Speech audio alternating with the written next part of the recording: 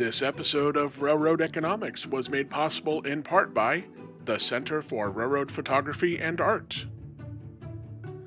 These are not used cars, they're brand new. At least they were at the time this photo was taken. And this is actually how railroads once shipped brand new cars across the country, completely exposed. Exposed to the weather, flying debris, vandals, thieves, bird droppings, and anything else they might encounter along the way. Today, we still move millions of new vehicles by rail, but now they're hidden behind the metal walls of these enormous auto rack cars you've probably seen on freight trains. So, why did the railroad industry go from this to this? And what was happening to all those brand new cars that made enclosing them worth the added cost? My name is Mark Magana, and this is Railroad Economics, where we talk about the business behind the trains. Moving automobiles by rail is nothing new. For decades, railroads have been one of the most efficient ways to move large numbers of new cars from the assembly plant to distribution points around the country. But the earliest specialized auto racks of the 1960s were surprisingly simple. Take a long flat car, build a second or even a third level on top of it, and suddenly one rail car could carry far more automobiles than boxcars that had been used before. And yeah, boxcars were used, believe it or not. And economically, those very basic multi-level flat cars, those were a huge improvement. More automobiles on each rail car meant fewer rail cars were needed to move the same number of vehicles. Big cost savings. More stuff could be moved. Win-win, right? They could also be loaded and unloaded relatively quickly.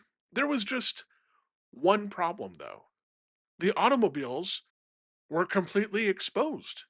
And remember, the cargo isn't scrap metal or coal or something like that. We're talking about brand new, finished automobiles headed for dealerships. That meant rocks and debris could damage paint and glass, weather could take its toll, and perhaps more importantly, the cars were vulnerable to vandalism and theft.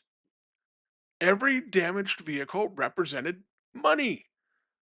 Someone had to repair it, claims had to be processed, and badly damaged vehicles might no longer even be sellable as a brand new car. When you're moving thousands upon thousands of automobiles, eventually even relatively small amounts of damage become very expensive. So the railroads and automobile manufacturers began to work together and finding ways to add protection. First came screens and side panels. Eventually came a roof, doors, and by the 1970s, fully enclosed autoracks were beginning to appear. Over time, the giant enclosed cars we're familiar with today slowly became the standard. And that's why a modern autorack looks like an enormous boxcar. If you stop and think about it, this looks like a really, really long, really tall boxcar. The walls aren't there because automobiles are a secret.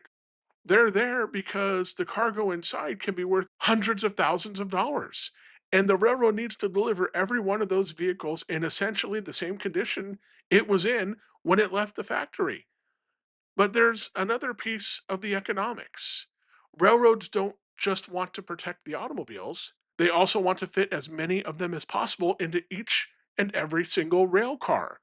That's why you'll see different configurations on the inside of an auto rack. A tri-level auto rack can take advantage of the relatively low height of passenger cars and stack them on three decks. Larger SUVs, pickup trucks, and vans generally require more space, so bi-level configurations are used instead. Newer auto rack designs can even be converted between two and three level configurations. That makes this piece of equipment extremely versatile. The mix of vehicles being produced constantly changes.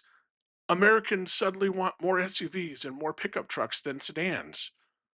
The railroad isn't necessarily stuck with a fleet designed for yesterday's automobile market.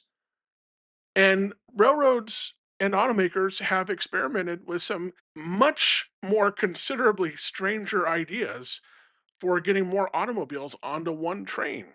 Now, this is going to be its own video down the road, but the most notable of these is the Chevrolet Vega. General Motors and Southern Pacific developed a special rail car called the Vertipack that carried Chevy Vegas vertically, nose down. They could fit as many as 30 Chevy Vegas onto a single car. And yes, Chevrolet actually had to engineer parts of the Chevy Vega so the car could be shipped vertically, standing on its nose, while also not leaking fluids into places where they weren't supposed to go. The story is bizarre enough that it will definitely be its own episode one day. But the whole reason that that weird Vertipack thing existed in the first place, it evolved because of money. The economics of moving automobiles by rail comes down to two basic things: get as many vehicles as practical onto each train and get them to their destination without damaging them. The old open autoracks solved the first problem remarkably well. An enclosed autorack, a modern autorack, solves both. And that's why today's autorack isn't simply a flat car carrying automobiles anymore. It's essentially a giant reusable protective package on wheels designed to carry millions of dollars worth of finished products across thousands of miles of railroad. I mean, when you wrap your head around that, that's pretty amazing. And all this happens in a way that makes sure the customer never even realizes just how interesting their brand new car's journey may have been. That brand new car you're sitting in has already had one hell of an interesting road trip. Thank you so much to the Center for Railroad Photography and Art for coming on board and helping out with some photos. I think we're going to be working together more in the future, so I'm really looking forward to that. And that opens the door to cover a lot of older railroad economic topics. I really appreciate everyone watching today. Please like, subscribe, do the things, and I will see you next time.